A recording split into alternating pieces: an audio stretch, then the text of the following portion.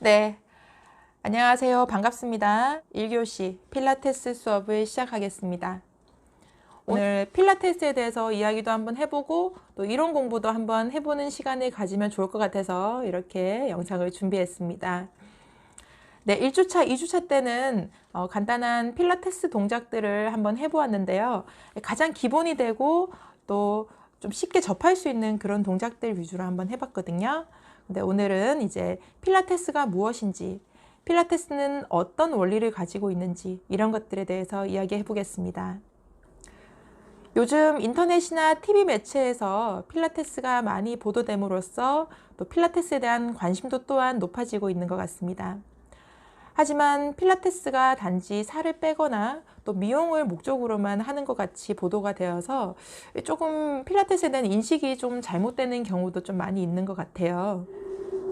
필라테스는 단지 살을 빼거나 미용을 목적으로만 하는 것이 아니라 재활을 목적으로 만들어진 운동법입니다. 네, 그래서 유산소 운동과 같이 단순한 움직임에만 집중해서 운동을 효과를 만들어내는 것이 아니라 필라테스는 정확도와 집중력이 조금 더 요하는 운동법이라고 할 수 있겠습니다.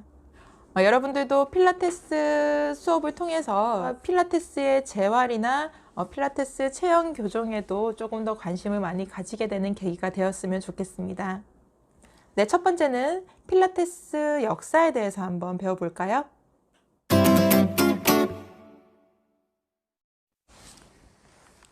네, 먼저 필라테스 역사에 대해서 한번 알아볼게요. 자, 필라테스는 1883년 12월 9일 독일에서 태어났으며 그의 아버지는 체조 선수였고 어머니는 자연요법 치료사였다고 합니다. 이 아버지의 이름은 프레드리히 그리고 어머니는 한이었는데요. 조셉은 9명의 자녀 중 둘째로 태어났습니다. 조셉은 선천적으로 약하게 태어났다고 알려져 있는데요. 류머티스열과 천식, 그리고 구류병을 앓았고 또 약한 호흡기로 많이 힘들어했다고 합니다. 그는 부모의 영향으로 건강에 대한 중요성을 일찌감치 느꼈고 또 스스로를 위해서 신체와 정신을 강하게 하기 위한 방법들을 탐구하기 시작했는데요. 그중 권투, 펜싱, 레슬링, 요가 등 다양한 운동을 통해 동작을 만들어내고 신체와 정신의 통합으로 이상적인 몸을 만들기 위해서 애썼다고 합니다.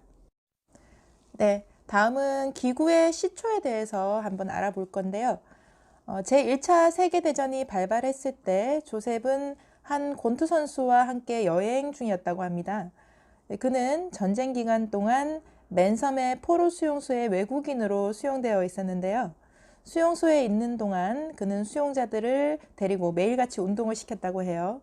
전해져 내려오는 이야기에 의하면 1918년과 1919년에 대유행병이 돌았을 때 그가 운동했던 사람들은 이 병에 걸리지 않았다고 합니다. 수용소 감독자들의 주목을 받은 조셉은 병원에서 부상당한 환자들을 돌보는 일을 하게 되었고 그는 30명의 환자를 맡아 그들이 움직일 수 있는 한도 내에서 매일 운동을 시켰다고 합니다. 이 당시는 수술과 진통제가 전부였던 시절이었기 때문에 조셉은 운동으로 환자들이 더 빨리 회복하도록 도왔고 또 심지어 2차 감염을 예방하기도 했다고 합니다. 그는 누워있는 환자들의 침대 스프링을 사용해 운동을 시켰으며 최초의 캐딜락이 탄생한 것인데 이것이 기구의 시초가 됩니다. 다음은 필라테스의 핵심 요소에 대해서 알아보겠습니다. 필라테스의 핵심 요소이자 원리는 한 6가지 정도로 들 수 있습니다. 중심, 조절, 흐름, 호흡, 정확성, 집중, 이런 요소로 볼 수 있습니다. 네, 하나하나 자세히 알아보면 첫 번째 핵심 요소 중 호흡에 대해서 한번 알아보겠습니다. 자, 호흡은 대부분의 운동은 움직임을 하면서 호흡을 의식적으로 사용을 하지는 않죠. 그러나 필라테스는 정신과 육체를 연결하기 위해서 깊고 지속적인 호흡을 수행하게 됩니다. 호흡은 우리가 태어날 때 시작해서 죽을 때까지 함께하는 것으로 필라테스에서는 핵심적인 요소가 됩니다. 호흡은 집중력을 향상시키고 굳어있는 근육을 이완시켜서 스트레칭 효과를 유도하며 폐활량을 증진시킵니다. 또한 호흡은 우리 신체가 최적의 상태로 움직임을 준비하고 수행할 수 있도록 도와줍니다. 우리가 운동을 할 때나 또 평소에 스트레스 상황에서 심호흡을 하게 되면 좀 이완되고 또 힐링이 되는 효과가 좀 있잖아요. 그래서 이 필라테스에서도 이 호흡이 상당히 중요하게 인식되는 것으로 알 수 있습니다. 자, 두 번째 필라테스 핵심 요소인 집중에 대해서 알아보겠습니다. 자, 집중은 지금 하고 있는 일이나 대상에 관해서 정신과 주의를 최대한 기울이는 것이죠. 집중하지 않는다면 모든 동작들이 형태와 목적을 잃어버리게 되는데요. 조세 필라테스는 주의를 기울이지 않고 20번 하는 것보다 집중해서 5번 하는 게 낫다라는 말을 했습니다. 이거는 필라테스가 아주 한 말 중에 명언 중에 명언이라고 할 수 있는데요. 이렇듯 이제 많이 하는 것보다 한 번, 2번을 하더라도 집중해서 하는 것이 가장 중요하겠습니다. 네, 세 번째 원리이자 핵심 요소인 조절입니다. 이 조절은 모든 동작을 취할 때 형태와 움직임을 이해하고 그 동작을 유지하는 상태를 이야기합니다. 필라테스 동작들은 지속적인 조절을 통해서 이루어지고요. 또 조셉이 살아있는 동안에는 필라테스를 컨트롤리지, 조절을 하기라고도 표현을 했습니다. 이 조절은 동작뿐만 아니라 동작과 동작 사이의 전환 단계, 또 도구의 사용 방법, 또 운동을 하는 동안 기울여야 할 전체적인 주의사항의 세부 내용에 이르기까지 이 모든 상황에 적용된다고 하였습니다. 필라테스 동작들은 주 근육뿐만 아니라 협력근을 사용하도록 유도하여 겉으로 드러나는 큰 근육들만이 아닌 작고 깊은 근육들을 단련시켜 줍니다. 또한 신장성 근육 수축을 유도하기 때문에 근육을 길고 유연하게 만들어 발레리나나 발레리노처럼 날씬한 몸을 만들어 줄 수 있습니다. 네, 네 번째 핵심 요소, 중심화입니다. 필라테스의 모든 움직임은 중심에서 바깥으로 향하는 방사선처럼 뻗어서 움직입니다. 이 신체의 중심, 즉 배꼽을 척추 쪽으로 당겨서 심복부를 사용하여 척추, 팔, 그리고 다리를 움직이게 됩니다. 다음은 정확성입니다. 이 필라테스 동작은 집중과 조절, 그리고 중심화가 잘 지켜졌을 때 더욱 정확해지고 또 효과 또한 더 많이 나타나게 되는데요. 이 모든 필라테스 동작은 신체의 바른 정렬 상태를 유지하여 정확하게 움직여야 합니다. 예를 들어 다리 각도와 발 모양, 또 팔꿈치 위치와 손끝 모양, 머리와 척추 위치 등의 정확한 동작이 필요로 합니다. 네, 6가지 핵심 요소 중 마지막인 흐름입니다. 필라테스의 모든 움직임은 물 흐르는 듯한 느낌으로 리드미컬하게 움직여야 됩니다. 이 필라테스 동작의 이 같은 흐름은 관절에 가해지는 압력의 양을 줄여서 부드럽고 기능적인 움직임을 만들어줍니다. 이러한 움직임은 신체가 전체적으로 부드럽게 흐르도록 해서 움직임의 패턴을 발달시키는 효과가 있습니다. 다음은 필라테스 용어에 대해서 한번 알아보도록 하겠습니다. 네, 첫 번째, 분절 아티큘레이션에 대해서 알아보겠습니다. 매트 위에서 척추를 전체적으로 움직이는 게 아닌 뼈, 마디 하나하나를 움직이는 것으로 예를 들면 매트 위에서 구르는 동안 척추가 전체적으로 움직이지 않고 한 번에 하나씩 움직이는 것을 말합니다. 다음은 굴곡, 플렉션입니다. 굴곡은 몸을 정상적인 자세에서부터 앞으로 하는 것, 신전과 반대로 몸을 정상적인 해부학적 자세로부터 앞으로 하는 것을 의미합니다. 간단하게 설명하면 굽힌다라는 의미도 있겠지요. 네, 세 번째 용어는 extension, 신전에 대해서 알아볼 건데요. 이 신전은 굴곡과는 반대의 의미로 몸을 정상적인 자세로부터 뒤로 하는 것. 느리다, 신전하다라는 말은 몸을 해부학적 자세로부터 뒤로 하는 것을 의미하고요. 또 자세를 곧게 만들거나 길게 늘리거나 펴다라는 의미로도 사용되고 있습니다. 네, 다음 용어는 로테이션, 회전입니다. 회전은 이제 말 그대로 몸을 좌우로 회전하는 상태를 의미합니다. 네, 마지막 필라테스 용어는 lateral flexion, 측면 굴곡입니다. 측면 굴곡은 옆으로 굽히는 상태를 의미하는 용어입니다. 네, 다음은 필라테스 소도구와 기구에 대해서 알아보겠습니다. 필라테스는 이제 매트에서만 운동을 하는 것이 아니라 이 소도구와 기구를 많이 사용해서 거기에 조금 더 효과적인 동작들을 만들어내는데 다른 운동과 조금 차이가 있다고 볼 수 있습니다. 네, 첫 번째 알아볼 필라테스 소도구는 폼 롤러입니다. 이 폼 롤러는 러시아에서 태어난 이스라엘 물리학자 모세 펠던클라이스의 아이디어에서 기원이 되었습니다. 이 펠던클라이스 요법의 창시자인 그의 요법은 크게 두 가지의 개념으로 나누어 볼 수 있는데요. 바로 움직임을 통한 인지 그리고 기능적 통합입니다. 결국 그의 요법은 움직임을 통해 자기 인지, 즉 자기 인식을 증진시켜 신체의 기능을 개선하는 것입니다. 스티로폼 같은 에타폼으로 만들어 사용할수록 눌려지기 때문에 오래 사용하면 납작해질 수 있습니다.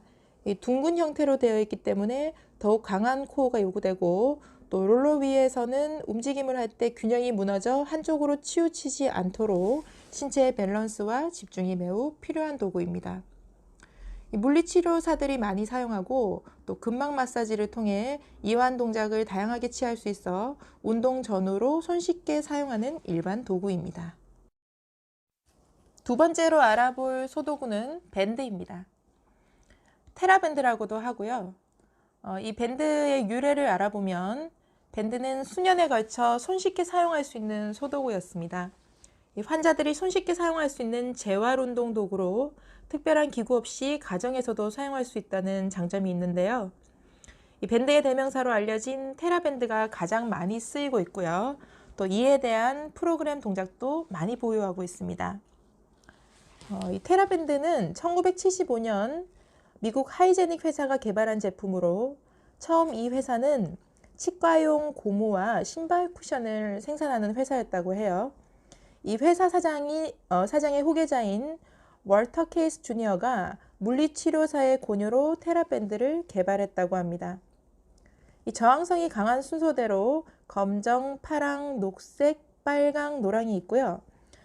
그렇지만 이게 이제 저항성은 제조하는 회사마다 좀 다를 수 있기 때문에 구매 전에 어떤 회사 제품인지 먼저 확인하고 저항도를 체크하는 습관이 필요합니다.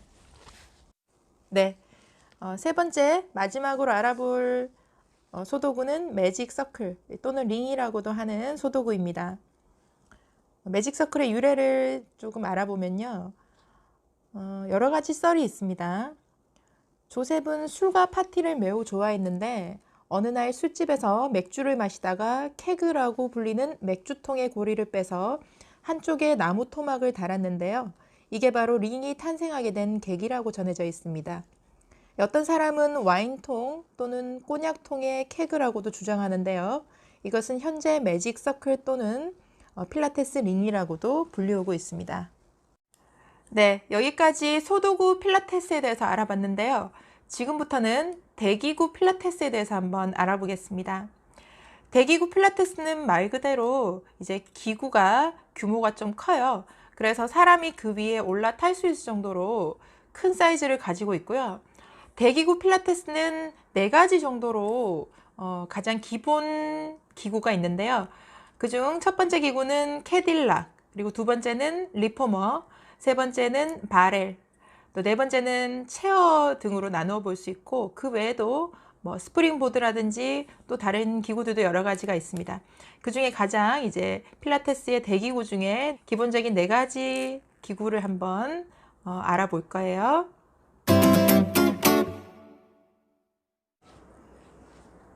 네, 그림으로만 이제 보는 것보다 직접 한번 자세히 살펴보면 좋을 것 같아서 제가 영상을 밖으로 가지고 와봤고요. 지금 이제 이 4개 세트가 가장 기본 세트예요. 제일 오른쪽에 보이는 큰 그 침대 같은 기구가 캐딜락이고요. 그리고 거기 제일 앞에 있는 기구가 체어, 그리고 왼쪽에 있는 기구가 리포머, 저기 안쪽에 있는 기구가 바렐입니다. 자, 이렇게 네 가지로 구성이 되어 있고요. 지금 보시면 이제 캐딜락이에요. 자, 캐딜락에 대해서는 이제 그림을 통해서 조금 더 자세하게 설명을 해드릴 거고요. 그리고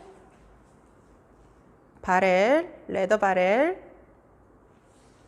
자, 의자 같이 생겼죠? 체어. 그 안쪽에 보면은 스프링으로 다 연결이 되어 있어요. 그리고 손잡이도 있고. 이제 요 기구는 리포머예요. 리포머 같은 경우는 이제 기구를 사용할 수 있는 그런 방법들이 이제 굉장히 많고 가장 보편적으로 좀 많이 사용되고 있는 기구입니다. 자, 여기도 보면 이제 스프링으로 다 연결이 되어 있고요. 색깔별로 이제 강도가 차이가 조금씩 있어요. 그리고 박스고요. 라이저. 자, 이렇게 모양이 되어 있습니다. 네, 이렇게 실물로 봤고요. 또 그림으로 한번 보면 첫 번째로 이제 알아볼 대기구 필라테스는 캐딜락입니다. 그 트라페즈 테이블이라고도 하고요. 조셉 필라테스가 처음으로 설계한 기구이고 또 필라테스가 1차 세계대전 당시 누워있는 환자들을 운동시키기 위해서 침대에 스프링을 매달아 만든 기구가 시초입니다. 특히 유연성이 부족한 사람은 캐딜락에서 도움을 받아서 운동할 수가 있습니다. 캐딜락의 각 부분별로 한번 알아보면요. 제일 윗부분에 퍼지입니다. 그리고 그네같이 생긴 그 부분은 트라페즈 바고요. 그리고 암스프링, 레그 스프링으로 나누어져 있고 또 손을 짚으면서 누르면서 할 수 있는 그런 동작들을 할 수 있는 그 제일 왼쪽에 있는 부분이 푸시스루 바입니다. 네, 이렇게 그 캐딜락 위에서 여러 가지 동작들을 하면서 이제 운동을 할 수 있는데요. 이렇게 보시면 다양한 동작들을 할 수 있습니다. 두 번째 대기구는 리포머입니다. 자, 리포머에 대해서 한번 알아볼 건데요. 리포머는 조셉이 개발한 매우 탁월한 재활 기구이고 처음 유니버셜 리포머로 알려져 있습니다. 몸의 모든 부분을 사용할 수 있는 동작에 적합한 리포머는 특히 가동성을 높이는데 매우 효과가 좋습니다. 네, 리포머의 각 부분별 이제 옵션에 대해서 설명되어져 있는 그림입니다. 세 번째 소개해드릴 대기구는 바렐입니다. 여기 그림에 보이는 바렐은 레더 바렐이고요. 이 레더가 없는 경우에는 이제 스텝 바렐이 있습니다. 이렇게 생긴 바렐이 스텝 바렐이고요.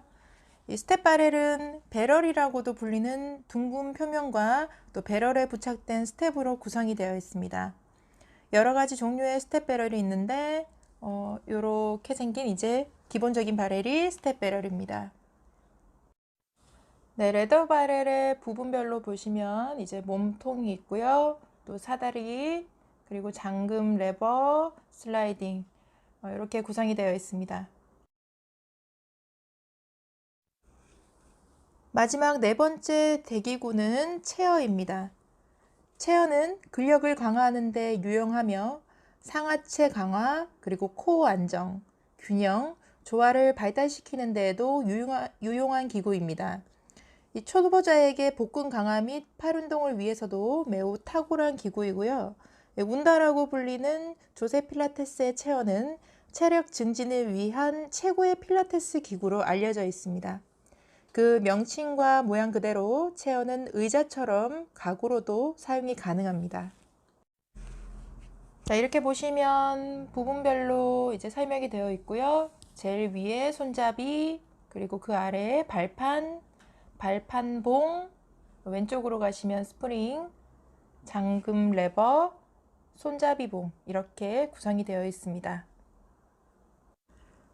네, 이렇게 해서 소도구 그리고 대기구 그 필라테스에 대해서 조금 알아봤는데요. 지금부터는 아주 간단하게 이제 필라테스 기초학에 대해서 한번 이야기를 한번 해볼까 합니다. 필라테스 기초학을 알기 위해서 가장 중요한 것은 코어입니다. 코어란 무엇인가 한번 알아보겠습니다. 코어란 용어 자체의 의미로는 몸의 중심이 되는 부분이라는 뜻이고요. 또 기능적인 의미에서는 몸을 지탱하는 기둥이라고 생각하시면 됩니다. 위치는 이 그림과 같이 복부, 요부라고 하죠. 그리고 허리, 골반, 엉덩이, 둔부까지 걸쳐져 있다고 하는데요. 자, 이곳에 부착되어 있는 근육만 29개이고 여기서 모든 몸의 움직임이 시작된다고 보시면 돼요. 간단하게 말씀드리면 전체적인 복근, 골반 근육들이 안정적 효율적으로 움직이도록 코어 근육이 기능해 주면서 척추를 안정화시켜 준다고 볼 수 있습니다. 그래서 팔, 다리의 근력은 강한데 코어 근육이 약하다면 움직이는 활동을 위해 필요한 힘이 충분히 발휘하지 못한다고 볼 수 있어요. 그렇다면 코어 근육이 약한 사람은 어떤 사람을 보고 코어가 약하다고 할까요? 이 코어 근육은 미세한 수축을 이용해서 신체의 중심을 지탱하는 기능을 하고 있습니다. 그래서 평소에 쉽게 넘어지거나 헛발질을 하는 분들은 코어 근육이 약하다고 볼 수 있어요. 코어 근육이 약하면 코어 근육의 역할을 다른 근육이 대신 하다 보니까 다칠 위험이 높아지고요. 단적인 예로 골프 스윙 연습을 하다가 허리가 다치는 경우가 그러한 경우라고 볼 수 있습니다. 네, 코어 근육, 즉 심부 근육이라고 하는 이 근육이 중요한 이유는요. 추간판 탈출증, 일명 허리 디스크가 현재 진료 환자만 198만 명이라고 하는데 이 척추뼈 사이마다 디스크라는 섬유질이 위치해서 척추에 가해지는 충격을 흡수해 주는데 디스크가 탄력을 잃거나 찢어지면 내용물이 흘러나와 신경을 눌러서 저리거나 통증이 발생할 수 있습니다. 이 디스크가 심한 경우에는 문제되는 디스크 부분을 모두 혹은 일부만 제거하는 수술을 하게 되는데 수술만이 또 다가 아니죠. 수술 후에도 관리에 매우 신경을 써야 한다고 합니다. 즉 수술 후 전문의가 운동을 해도 되는 시점이라고 얘기해 주는 때에 코어 근육을 발달시켜줘야 재발하지가 않습니다. 이 코어 근육이 겉근육보다 중요한 이유는 바로 척추뼈와 붙어있는 근육이 코어 근육이기 때문이죠. 관절이 회복 불가능할 정도로 손상되더라도 근육이 몸을 지탱해 줄 수 있고 또 뼈와 붙어있는 코어 근육을 잘 발달시키면 재발 또는 통증 위험이 크게 줄어들게 됩니다. 이렇듯 코어 운동의 효과는 복부 그리고 허리, 엉덩이 등 몸의 중심을 감싸는 근육을 골고루 단련시켜서 붓기를 빼고 또 피로감을 줄일 뿐만 아니라 하체와 상체 근육 운동을 보다 수월하도록 할 수 있게 해줍니다. 이런 코어 운동의 종류를 보면요. 코어 운동의 종류는 많은데 플랭크, 또 크런치, 버디도그, 브릿지, 누워서 무릎을 밀리는 동작들이나 또 서서 옆으로 다리 들기 등이 있습니다.